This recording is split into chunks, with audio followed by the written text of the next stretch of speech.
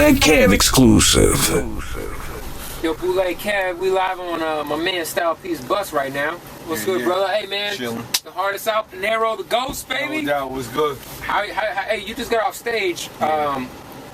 First things first, I gotta give you props because you went out into the crowd. Yeah. You did your thing. You were in the crowd for a minute. Yeah, I mean, I'm old school. It was hot, wasn't it? Yeah, it was hot. Yeah, you was sweating. You did BMF at the end of the crowd, man. It was a good time. It was a good time, man. So, how has this Currency tour been treating you, man? It's good. I can't complain. Like, it's real good. It's, good to see the next generation of Definitely. stoners. It's a lot of kids, right? Yeah. A lot of like, kids fuck with Currency. Yeah, definitely. Like, good to see the next generation of stoners. Indeed, indeed. Just what's out there. And honestly, you're one of the. I wouldn't necessarily call you a pioneer, but you are one of the first artists. When I was in high school, that was regularly dropping mixtapes. Yeah.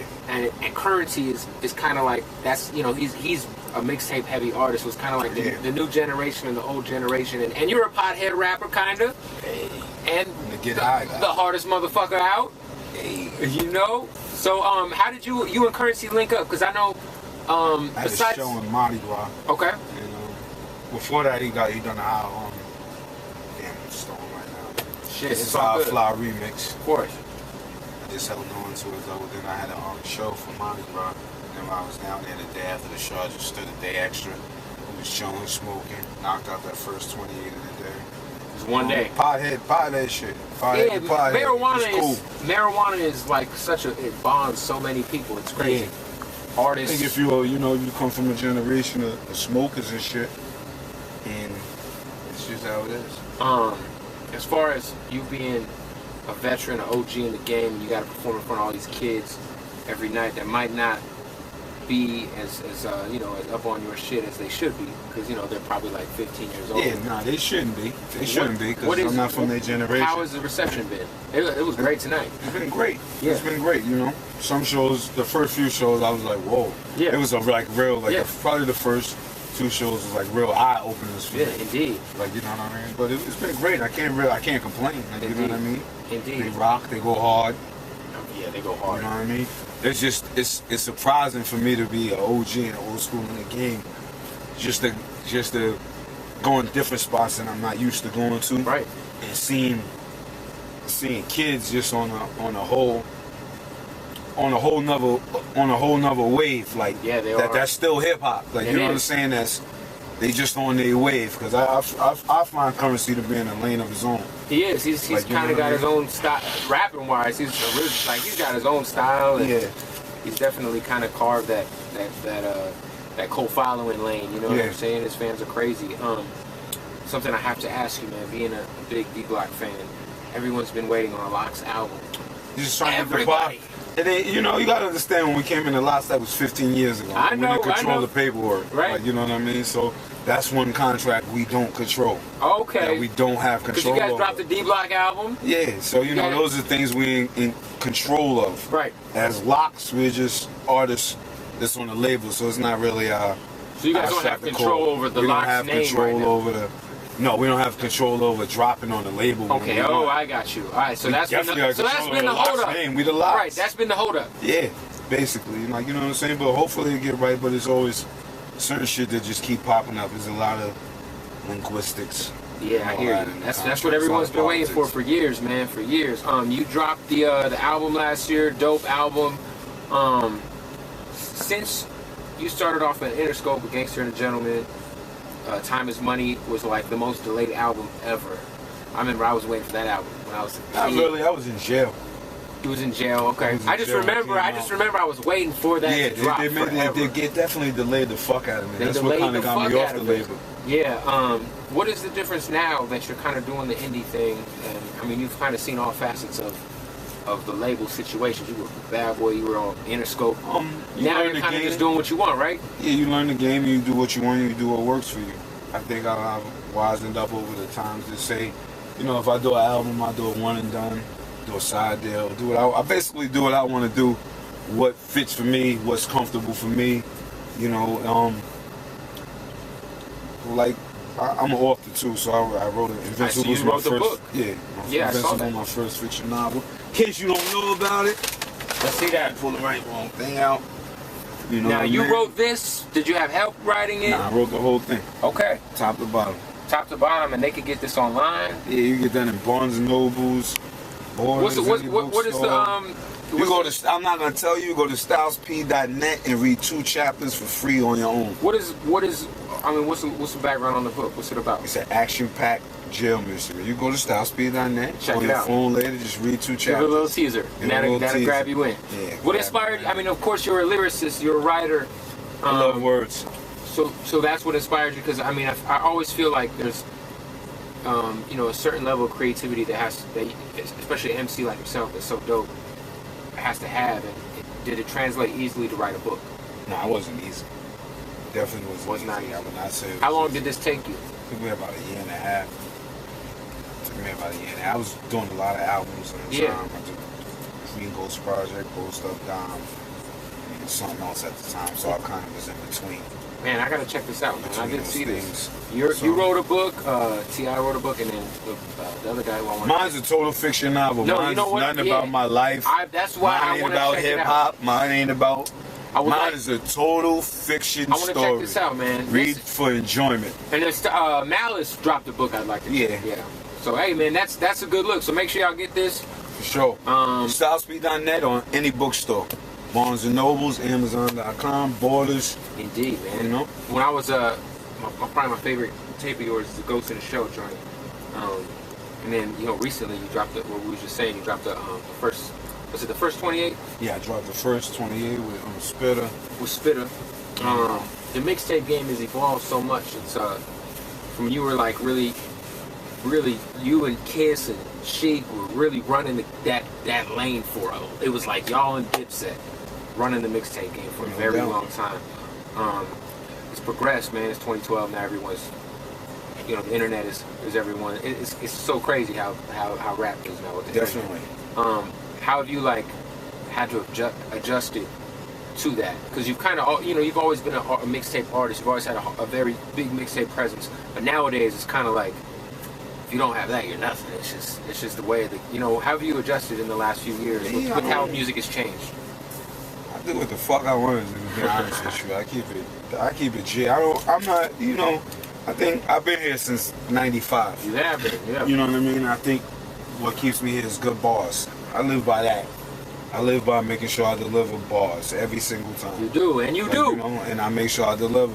And so far as with the group too, my partners Kiss, Sheik, like Kiss just dropped Consignment. It just dropped the Consignment tape. You see what it's doing? I got 300,000 downloads. You see what it did one day. One day. One day. So you know, I think it comes to a point where you just do what you do for your love of the art, and that's gotta be for someone who's been through the label, you know, carousel. That's gotta be awesome to not have to give a fuck. Like, yo, I'm just making hip hop. I do it for the art. Like, right, that's what I'm saying. That's like, gotta be a great. You learn how to make your money. Like for me personally, like for Styles. Like, I don't speak for no other artists. I'm different from everybody. Like one day you might hear me on a record with what you say is a conscious backpack rapper. Right. I could also fit in with the gangster. Like, you know what? I could pretty much go any lane. I could come here, flow, Spitter. Yeah. You know what I'm saying? First 28. You are one of those artists that like you could go drop a joint with Static Selector, Terminology, and then you could do the joint with Ross, and then I'm well-rounded, so I rap to rap. Indeed. So to say, I MC to MC. So with that saying, I don't think about my swag. I don't think about the numbers. I think about bars. Like at the end of the day, let the work speak for itself. And I've been here for a long time, and as you see, you know, it works out. I think when you respect your craft, it's like a so to say a mixed martial arts master, a master of the arts. Yeah, for sure. You don't look at them like, you know, once you master your art and you do it and you really focus on it, those who come up under you respect you. And you respect those who are under you and those who came before you because you respect the art in general. And I think when you get to that point, it keeps you around. Indeed. I always look at guys like yourself as I always think you're an underrated rapper. I think sometimes you don't get the dues that you deserve. Sometimes, like when people start talking about the hottest MCs or the best MCs on the mic, do you ever feel like you don't get the props that you deserve, or that you might be underrated? Do you ever feel underrated? Not really, because everybody else feels I'm underrated. Seems like you are, if you might be underrated, but the motherfuckers that people think are hot fuck with you. So it's like I'm good. You're good. So I'm good. Like, you know, I think that comes with ratings. Come with when you choose to be rated. Right. Like, you want to be rated. I'm not trying to be the hottest right now. I'm trying to have a, you know, I believe in longevity. Right. So I don't think I'm underrated. For one, I don't think everybody knows what the fuck I'm talking about. Yeah. My shit ain't ABC. It ain't. You gotta really sit down and think. I gotta be somewhere different. My shit ain't for the norm. I'm not for the norm. Like, I don't really rap for the norm. I don't rap to appeal to the masses. Oh, and I think if I, you know, how could I cry about not appealing to most of the masses and be a commercial when I don't rap and MC like Plus that? you That's like not one my of the style. Like, when it comes to gangster rap, there's probably like 4 or 5 people like you can count on the hand that you're included with when it comes to like the hardest shit that I'm the hardest MC, period.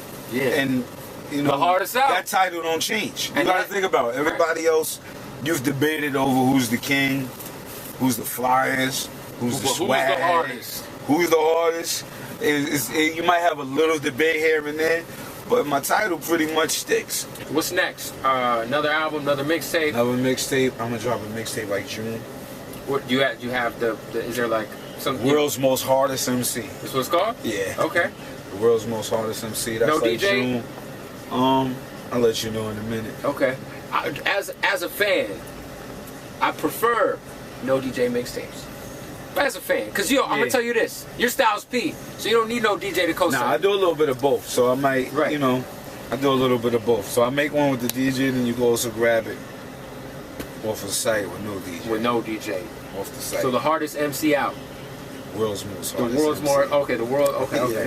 That's gonna be crazy. Yeah, it is. Another thing I wanted to ask you, man. You've like you said, you've been in the game since '95. You've been around Big, you've been around Puff, Mace, DMX. I mean, you've been a part of some special hip hop shit, man. True. Rough Riders, Bad Boy. Truly. I mean, your guys' D Block run was crazy, man, and it's still continuing to be crazy.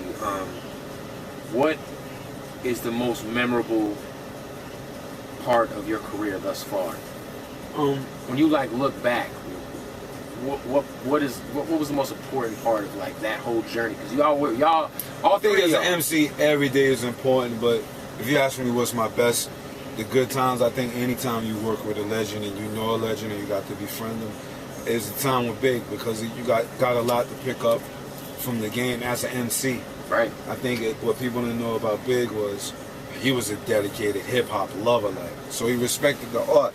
I think it's just being able to be around somebody like that and learn to respect the art and the craft, and especially when you already came in respecting your art and the craft, and then get to see someone else who's successful and on top, and that was their formula too. It made a lot of sense. As a young kid from Yonkers, first time you met Big, man, do you remember that first meeting? Yeah, with Big? I remember Puff asked us to rhyme for him, and he was like, yo, I fucking ill, y'all spit. And I was like, wow.